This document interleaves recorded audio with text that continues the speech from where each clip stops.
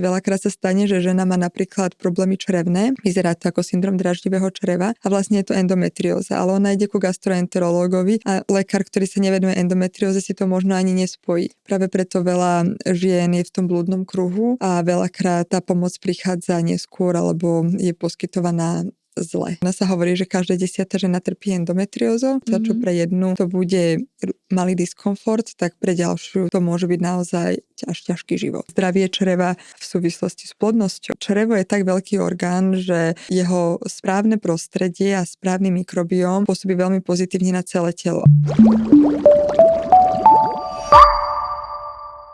Vítajte pri dnešnej epizóde podcastu Ranná rutina. Moje meno je Andrea a dnes tu s nami sedí pani gynekologička Michala Adamec. Vítam vás. Ďakujem za pozvanie. Ďakujem, že ste prijali naše pozvanie. My sa teda budeme dnes venovať téme hlavne ženského zdravia. No a ja viem, že vy sa viac menej zameriavate hlavne na liečbu plodnosti u žien. Áno, tak ja ako gynekologička sa venujem takej osvete o ženskom zdraví. Venujem sa otváraniu ženských tém a veľa sa venujem aj témam plodnosti a neplodnosti a takým tým problémom mladých párov a mladých žien. Možno nám iba tak na úvod môžete povedať, že ako ste sa dostala k tomu, alebo čo vás k tomu viedlo? Není problém. Ako vždy som chcela byť doktorom, už úplne odmala som chcela byť doktorom, čiže tam som nejak neváhala s tým, že čo budem robiť.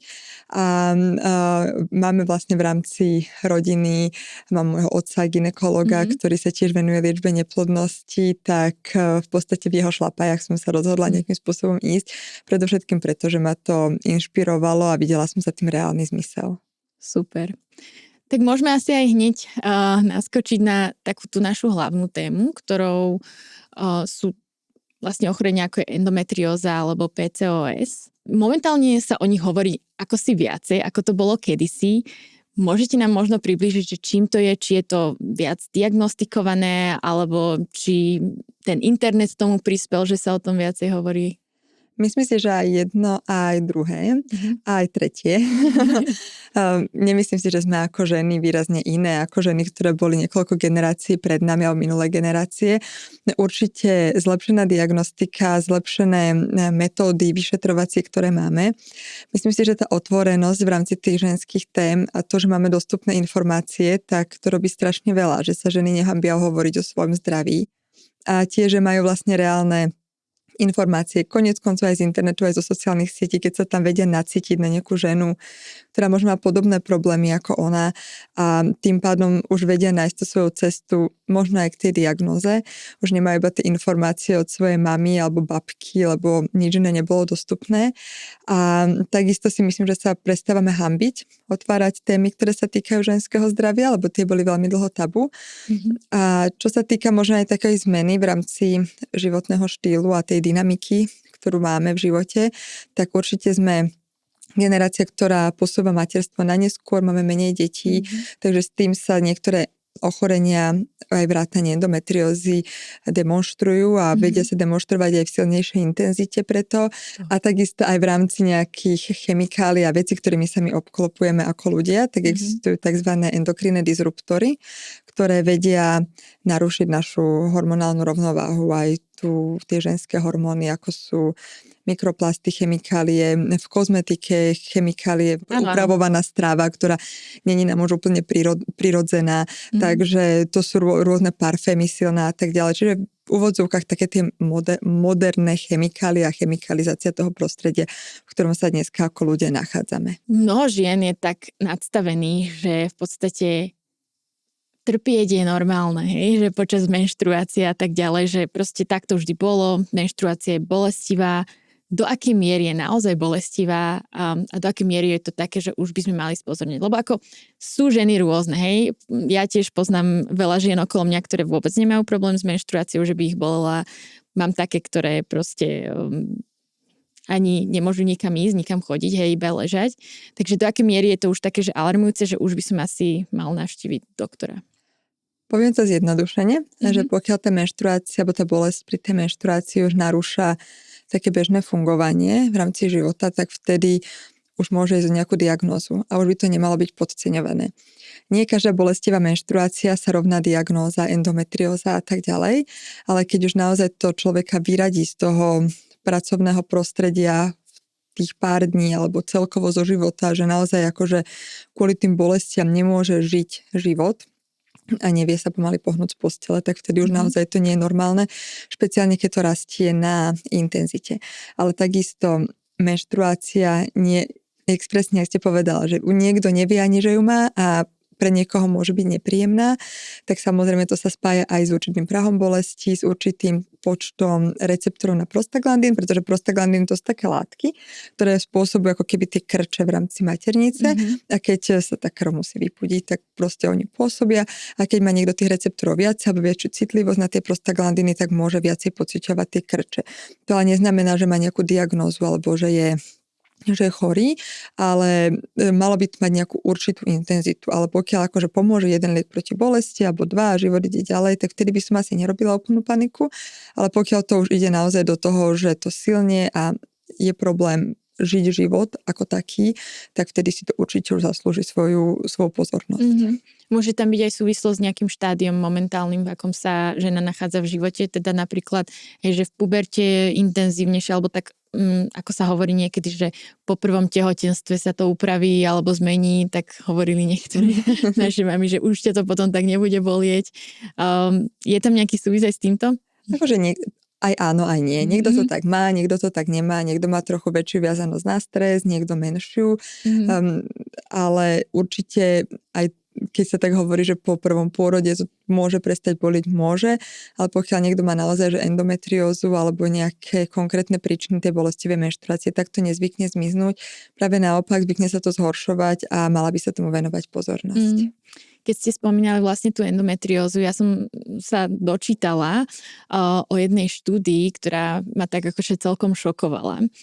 Myslím, že to štúdia z roku 2012, kde vlastne sa skúmalo, či ženy s endometriózou sú atraktívnejšie. Takže neskúmalo sa v podstate nič, čo sa týkalo nejakých symptómov alebo ich bolesti, ale skúmalo sa, či sú dostatočne atraktívne pre mužov.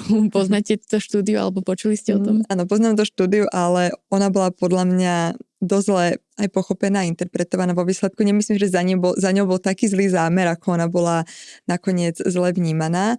Ona bola neskôr potom aj stiahnutá a oni chceli nejakým spôsobom opísať fenotyp tých žien s endometriózou, aby sa lepšie tá skupina žien spoznala a po tej vzhľadovej stránke, ale áno, bola vo výsledku vnímaná negatívne, nebola asi aj nejakým veľkým prínosom, ale čo ma veľmi teší, že si myslím, že skrz to, že začíname otvárať tie témy ohľadom ženského zdravia, ohľadom vlastne každodenných problémov veľkého množstva žien, tak sa začína týmto témam venovať stále väčšia pozornosť, aj keď zaslúžila by si ešte väčšia. A ja verím, že tie výskumy pôjdu správnym smerom a že sa vo výsledku nám podarí pomôcť čo najväčšiemu počtu žien. A myslím, že tá štúdia nakoniec aj vyšla, že áno, je to tak, že ženy s endometriózou sú atraktívnejšie, tak nejaký tam bol výsledok, to iba taká vsúka, čo som si teda všimla, ale keď už sa teda o tej endometrióze bavíme a možno sú tu ľudia, ktorí nepočuli o nej, možno aj muži, možno by ste nám mohli priblížiť nejaké tie symptómy, okrem toho, že to asi vieme, že je tam tá silná bolesť krče, ale aké také ďalšie symptómy by sme tam mohli zaradiť? Endometrióza je veľmi také zvláštne až zákerné ochorenie, nie ich veľa. V rámci medicíny aspoň nepoznám ich veľa takých, ktoré sa prejavujú rôznymi takými nešpecifickými príznakmi. Nešpecifické znamená, že nie sú typické pre to ochorenie. To znamená, že ona má veľmi veľa teda niekoľko fóriem a veľmi veľa príznakov. A veľakrát sa to môže javiť ako niečo úplne iné ako endometrióza a v rámci tej diagnostiky sa tí lekári potom točia do nejakého kruhu a nevedia priznať tú správnu diagnózu. Endometrióza je ochorenie, ktoré sa týka žien v reprodukčnom veku a poviem to veľmi, veľmi zjednodušene, že ako keby silne každým menštruačným krvácaním. Ide o to, že je to ochorenie, kedy tkanivo, ktoré je podobné ako je výstelka maternice, čiže tá, z ktorej máme menštruáciu, sa implantuje a rozniesie do rôznych iných častí tela. A ono začne byť cez menštruáciu to tkanivo aktívne. A každým menštruačným cyklom je zase aktívne a zase trošku tak, ako keby to ložisko posilne. A keď sa tie ložiska implantujú do rôznych častí, väčšinou malej panvy, ale v nejakých raritných extrémnych prípadoch aj vyššie, tak spôsobujú potom rôzne ťažkosti. Čiže najčastejšie je teda tá bolestivá menštruácia, alebo to proste bolí počas tej menštruácie, tie tkaniva spôsobujú zápal, pracujú a tak ďalej, tie ložiska. Potom je zviazaná aj s neplodnosťou pretože postihuje aj vaječníky, robí zápal v oblasti malej pánvy a vo výsledku je tam zhoršená kvalita vajíčok, ovulácie, riziko, že budú nepriechodné vajíčkovody a tak ďalej. Akože to je to trošku zjednodušené, lebo je to naozaj komplexné.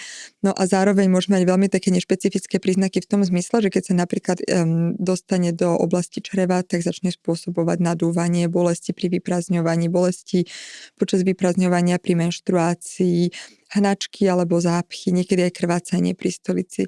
Môže sa to diať aj pri močovom mechúre. Môže mať tá žena bolesti pri styku, pretože to ložisko je implantované v oblasti pošvy napríklad, alebo v oblasti konečníka. Čiže tých príznakov je veľmi, veľmi veľa a práve preto je niekedy ťažko tú ženu tak jednoducho nájsť. Veľakrát sa stane, že žena má napríklad problémy črevné, vyzerá to ako syndrom dráždivého čreva a vlastne je to endometrióza, ale ona ide ku gastroenterológovi a lekár, ktorý sa nevenuje endometrióze, si to možno ani nespojí a už je u zlého špecialistu. Čo je pre ňu také zvláštne je, že tá bolesť a tá neplodnosť spolu vôbec nemusia tie intenzity týchto dvoch príznakov spolu súvisieť, lebo zatiaľ, čo tie cysty na vaječníku nemusia vôbec bolieť, ale môžu napríklad poškodzovať tú plodnosť práve ako takú, tak naopak napríklad to ložisko v oblasti pošvy alebo konečníku môže výrazne bolieť pri styku alebo pri vyprázdňovaní a paradoxne nezasahuje do tých reprodukčných orgánov priamo. To som akože veľmi zjednodušila, ale nejakým takýmto spôsobom je tá diagnóza a tá diagnostika práve preto náročná. Práve preto veľa žien je v tom blúdnom kruhu a veľakrát tá pomoc prichádza neskôr alebo je poskytovaná zle. Takže to je to. Aj pri všetkej snahe tých lekárov. A ako sa potom už vlastne dopracujete k tej diagnóze? Ako funguje tá diagnostika? Keď už ťažko teda sa nejako dopracujete k tomu, že vôbec žena začne rozmýšľať, že mohla by to byť endometrióza? Tak niektoré prípady sú také, že sa diagnostikujú ľahko, lebo udrúzam ultrazvuku do oka. To sú tie, ktoré je jednoduchšie. Ale veľakrát treba počúvať, vnímať, pátrať, rozmýšľať nad tým, rozširovať napríklad na magnetickú rezonanciu a veľakrát aj napriek všetkému tomu, že sa snažíme do toho veľa energie, tak sa to nepodarí diagnostikovať na prvýkrát napriek všetkej snahe. Ja som počula dokonca, že sa to diagnostikuje až operačne. Je to pravda? Alebo to... Niekedy naozaj sa to ukáže až pri laparoskopii. Že všetky tie diagnostické metódy zlyhajú a ukáže sa to až pri laparoskopii. A ona má vlastne toľko foriem, že ako keby ona sa hovorí, že každá 10. žena trpí endometriózou, ale každá z tých 10 žien bude mať úplne rôzne príznaky. Zatiaľ, čo pre jednu to bude malý diskomfort, tak pre ďalšiu to môže byť naozaj ťažký život. Takže tak. Ale jediné, čo vlastne k tomu je, že počúvať, nezľahčovať a snažiť sa pátrať, pokiaľ to žena chodí opakovane, že niečo nie je v poriadku. A aké sú tam potom nejaké formy liečby? Asi samozrejme operačne tie ložiska, ktoré sú tam, sa asi nejako musia vybrať, ale ako ďalej sa postupuje vlastne v tejto diagnoze? Práve, že čo sa operácie týka, tak tam by som bola taká rezervovaná. Určite majú operácia svoje miesto v rámci liečby endometriózy, ale platí ako 2-krát meraj, raz strihaj v tomto prípade. To sú ženy, ktoré veľakrát chcú mať ešte deti a sú v reprodukčnom veku, takže a operácia je vždy záťaž. Takže nad tým treba naozaj veľmi rozmýšľať, ale v rámci endometriózy je určite hlavným pilierom hormonálna liečba. A teda ešte tehotenstvo je vlastne svojím spôsobom liečba. A prečo? Pretože tak, ako som na začiatku povedala, ona silne každým menštruačným cyklom. A keď sa menštruačné krvácanie vyblokuje, tak ona sa nedá vyliečiť, ale ona sa dá v tom momente zastabilizovať. Ale v prípade, že je to napríklad 10 rokov ignorované, tak to už vieme zastabilizovať, ale už to nevieme ako keby vrátiť do toho štádia, ktorého to bolo pred 10 rokmi a veľakrát potom tie problémy niekedy ostávajú. Takže v tomto prípade by som určite nedemonizovala hormonálnu liečbu, aj keď viem, že hormonálna liečba je veľakrát taká že Ježiš, to je taký strašiak, v tomto prípade má svoje miesto a určite ho tam treba nechať, lebo zatiaľ sme nič múdrejšie nevymysleli. A za každým, ja som taký ten typ doktora aj človeka, ktorý má rád, keď sú veci riešené komplexne, tak za mňa určite nutriterapia a správna strava, protizápalová a taká, ktorá je pre tú ženu vlastne prospešná. Fyzioterapia, existuje taká gynekologická fyzioterapia, to je niečo úžasné, pretože oni keď majú tie bolesti a tie zrasty a vlastne už aj celkovo, keď si tak človek logicky predstaví, že keď mozog sa bojí stále tej menštruácie, tak robí také vlastne už celá je tá žena taká stiahnutá, stuhnutá, tak tí gynekologickí fyzioterapeuti veľmi vedia keby tak uvoľniť celé to telo. Majú s tým veľmi dobré výsledky a určite ako cvičenie do toho, spánok, redukcia stresu a všetko, ale bez toho, že sa tá endometrióza podchytí, tak tie ostatné metódy budú fakt iba doplnkové.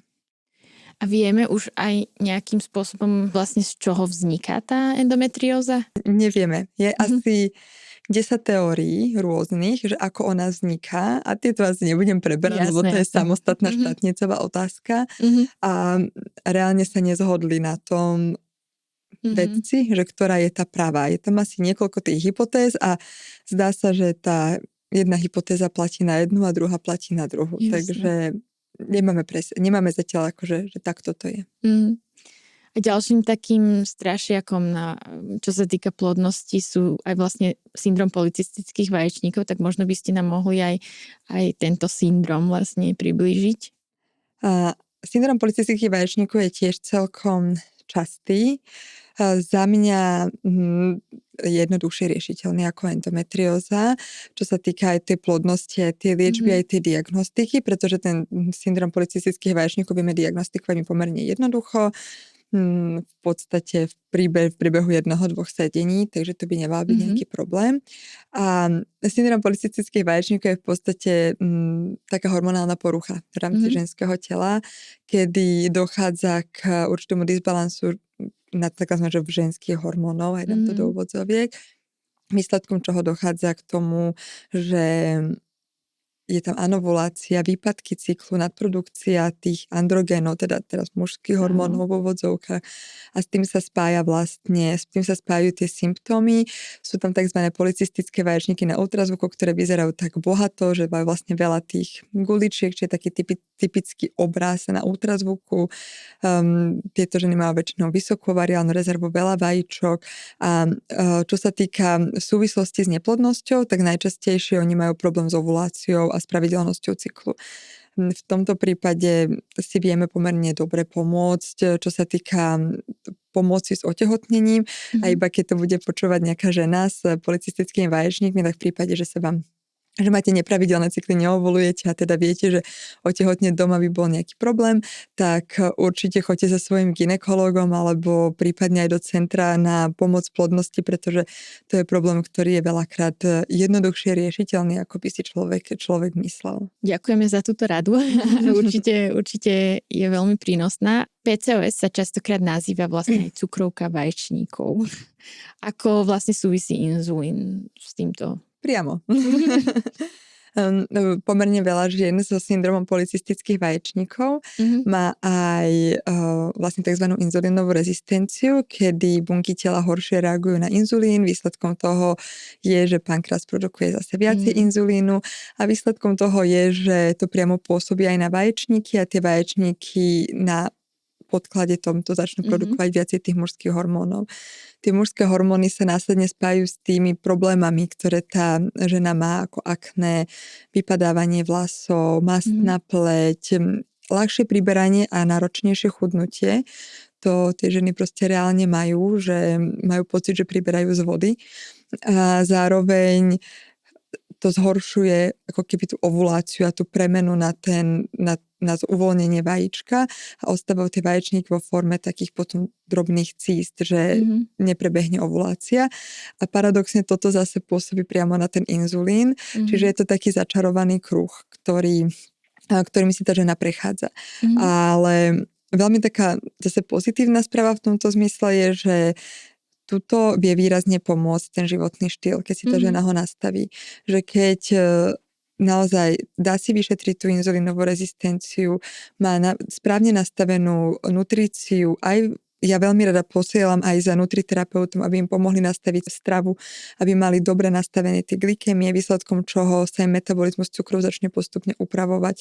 Do toho, keď striedajú pravidelné cvičenie kardia s silovým tréningom, sú aj lieky, ktoré vlastne pomáhajú na tú inzulínovú rezistenciu, tak tie výsledky sú dobré. Aj keď je to drina. Že naozaj sú to ženy, ktoré majú oddreté to, že sa majú dobre a dobre vyzerajú, tak to vie veľmi pozitívne vplyvať na ten syndrom aj celkovo na ich životný štýl a na život ako taký. Pretože aj pri tomto syndrome polycystických vaječníkov má svoje miesto antikoncepcia, to bez debát, ale je veľmi dobré, keď sa naučia tie ženy pracovať s tým syndromom, pretože tu nejde iba o tehotenstvo, nejakú pravidelnosť cyklu, ale aj o to, ako sa oni cítia. Keď si to vedia nastaviť, tak potom naozaj vedia mať veľmi pekný a kvalitný život a tie symptómy ich trápia menej a menej. Ale je to tvrdá robota. Vy ste už aj v podstate načetli takéto prepojenie medzi výživou a hormónmi. Ja som sa dočítala minule o pojme estrobolom.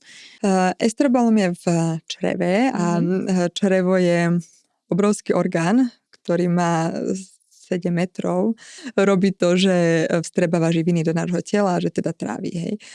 A takisto sa tam nachádzajú baktérie, ktoré pozitívne ovplyvňujú aj hladiny estrogénov v krvi.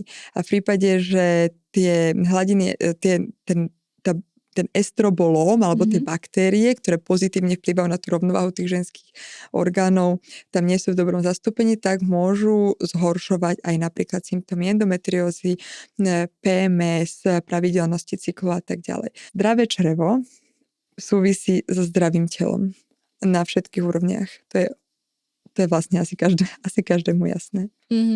Je tam prepojenie vlastne s črevným mikrobiom, s vaginálnym mikrobiomom, ak napríklad žena má časté mykózy, alebo tak dá sa to vlastne riešiť aj cez črevo? Alebo áno, určite je prepojenie aj zdravie čreva v súvislosti s plodnosťou. To je naozaj, črevo je tak veľký orgán, že jeho správne prostredie a správny mikrobióm pôsobí veľmi pozitívne na celé telo. A napríklad, čo sa týka toho vaginálneho mikrobiomu, tak áno, tam tiež v prípade, že človek nemá proste, lebo pre niečo človek nemá dobrý ten črevný mikrobióm, má horšiu imunitu, zlé stravovanie, alebo proste pre niečo má svoj ten disbalans v tele, tak to priamo môže ovplyvňovať aj ten vaginálny mikrobióm. Celkovo, čo radím svojim pacientkám v prípade, že majú tieto chronické príznaky, tak určite je výber správnej kozmetiky, také intimné, šetrné mydlá, pH-neutrálne mydlá. Posilnenie imunity, to si veľmi veľa žien neuvedomuje, že vlastne slabá imunita následne naozaj robí ako keby nepomer tých dobrých a zlých baktérií v rámci toho vaginálneho prostredia. Naruší sa pH, výsledkom toho je, že sa tie kvasníky začnú premnožovať a tie infekcie sa opakujú, čiže určite posilnenie imunity a za mňa probiotika vaginálne aj celkové.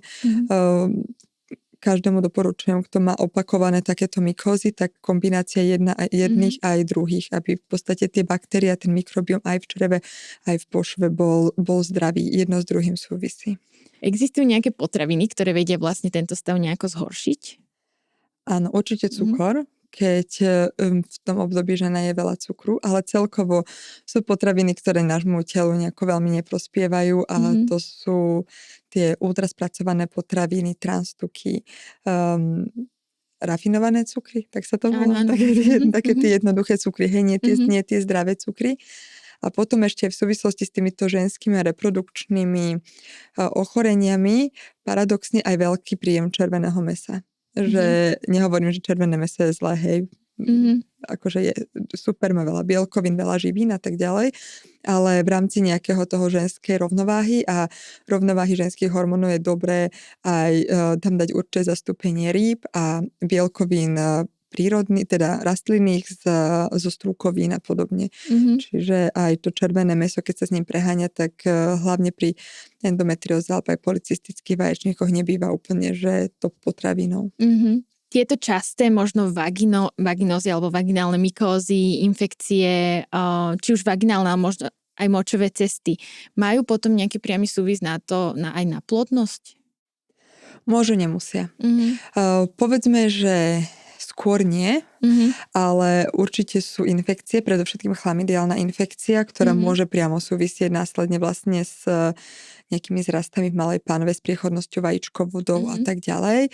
Ale ak sa tie infekcie včas preliečia a včas podchytia, tak povedzme, že skôr nie. Hej, ale veľmi som to zovšeobecnila, lebo samozrejme nejako aktívne prebiehajúca infekcia počas skorého tehotenstva určite nie je nič pozitívne, ale ak niekto niekedy prekonal ureaplazmy a mal opakované zápaly močového mechúra, to neznamená, že bude mať problém s plodnosťou. Vy ste v podstate nám teraz aj nejako zhrnuli, ako by sme sa mali stravovať na podporu ženského zdravia, ale sú aj nejaké doplnky, ktoré si myslíte, že sú možno taký skôr marketingový ťah, ktoré netreba až tak užívať a možno niečo, čo si myslíte, že toto je naozaj potrebné?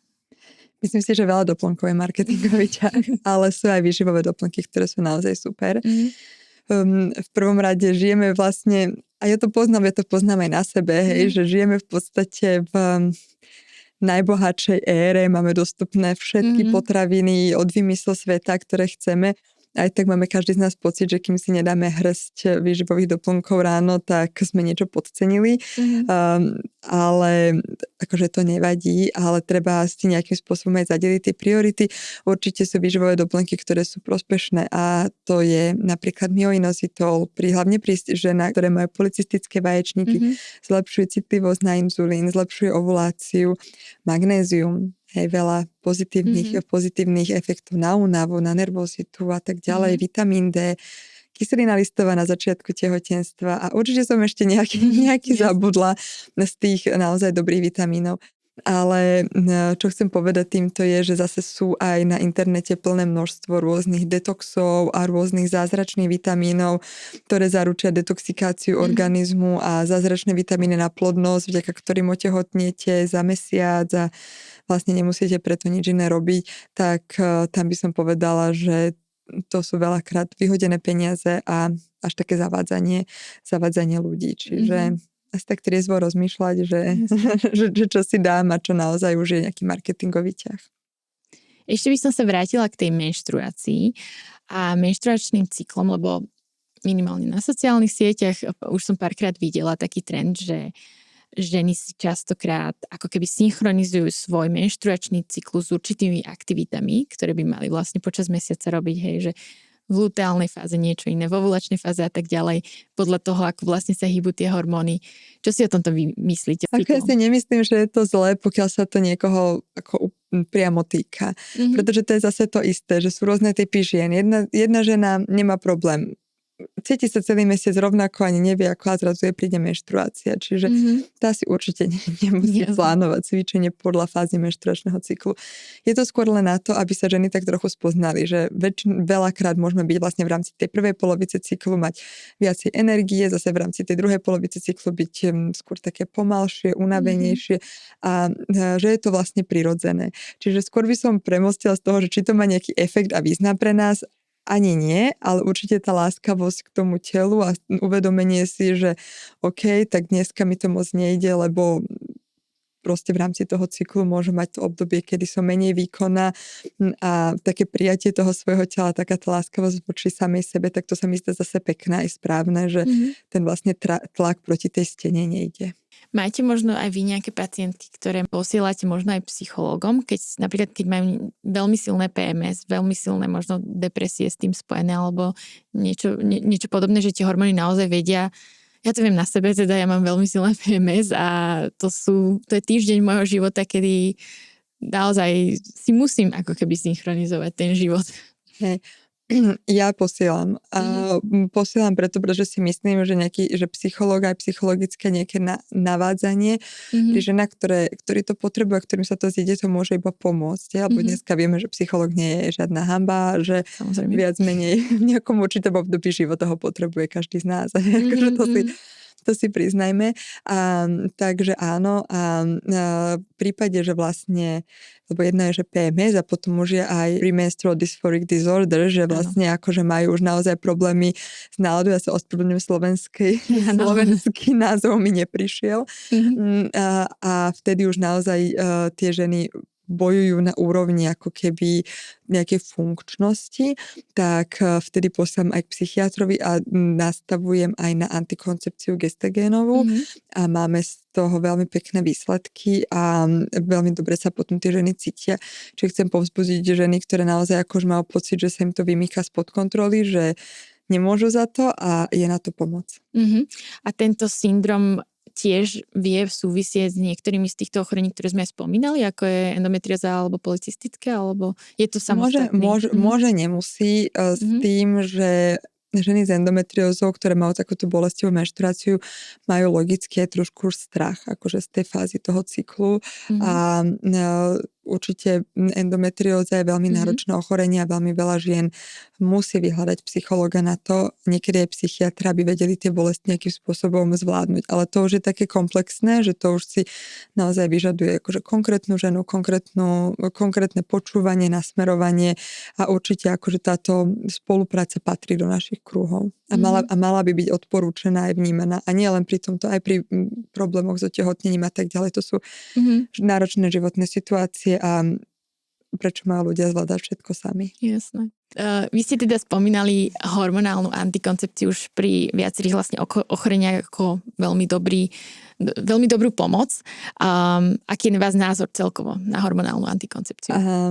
Môj názor na hormonálnu antikoncepciu je vo všeobecnosti pozitívny, lebo ona je teraz ako tiež zase taká, ja tak hovorím, že demonizovaná, že na ňu hádzané také zlé svetlo, ale uvedomme si, že proste ako je to super, že si môže žena napríklad plánovať, kedy chce mať deti, hej, lebo antikoncepcia patrí aj k tomu, že žena aktuálne nechce mať dieťa, má napríklad vzťah, v ktorom sa takýmto spôsobom chce proti tomu chrániť. Čiže takéto plánované rodičovstvo je podľa mňa niečo, čo je moderné a je to samozrejme každého osobný výber, ale je super, že niečo takéto máme k dispozícii. Antikoncepcia má svoje miesta aj v rámci liečby, napríklad endometriózy, polycystických vaječníkov a tak ďalej, rôznych nejakých iných vecí, čiže tým, že nám pomáha. Nemalo by byť na ňu hádzané také negatívne svetlo, lebo potom ženy, ktoré ju naozaj potrebujú, si ju nedajú, lebo sa jej boja. Na druhej strane určite by mala byť antikoncepcia vždy zvážená, vždy prebrať s tou ženou, či ju chce a za akým účelom si ju pýta, pretože by nemala mať zase žena ten pocit, že ju dostala len preto, že ju doktor naordinoval a ona z ňou nie je stotožnená, čiže vždy to treba nejakým spôsobom prekonzultovať, prejsť si s ňou žiaduce, nežiaduce účinky, vedieť, že sa to dá vysadiť. Určite jeden mýtus o antikoncepcii je, že spôsobuje neplodnosť. Antikoncepcia nezachováva plodnosť, ani nespôsobuje neplodnosť, ani jedno, ani druhé. A väčšinou teda aj pri dlhodobejšom užívaní, keď už žena vysadí, tak do 2-3 mesiacov sa tie cykly zvyknú znormalizovať a vrátiť do nejakého normálu, do nejakej pravidelnosti. V prípade, že sa tak nestane, tak sa môže demarkovať a ukázať nejaké ochorenie, ktoré tá žena už mala, napríklad tie polycystické vaječníky. Akurát tým dlhodobým užívaním antikoncepcie bolo ako keby zakryté. A ona ani nevedela, že to ochorenie má a vysadila ho a zrazu ho spoznala. Ale to neznamená, že jeho antikoncepcia spôsobila. To iba znamená, že vlastne o ňom nevedela, že sa o ňom dozvedela akože neskôr a teraz sa s ním musí nejakým spôsobom vysporiadať a naučiť sa s ním žiť a pracovať. To je jediné.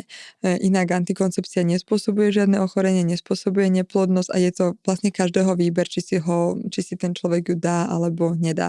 Samozrejme, ako každý liek má svoje nežiaduce účinky. Ako dlho možno trvá, kým sa tie ženské hormóny dajú nejako do normálu alebo zastabilizujú sa, aj keď nemyslím v zmysle, že kedy sa vráti menštruácia, ale možno, ja neviem, častokrát, akože čo vidím aj vo svojom okolí, je, že majú problémy s ženy potom zhakne nejakú tú chvíľu, alebo majú nejaké väčšie výkyvy nálad, že to chvíľku trvá. Je to tak, alebo je to možno iba...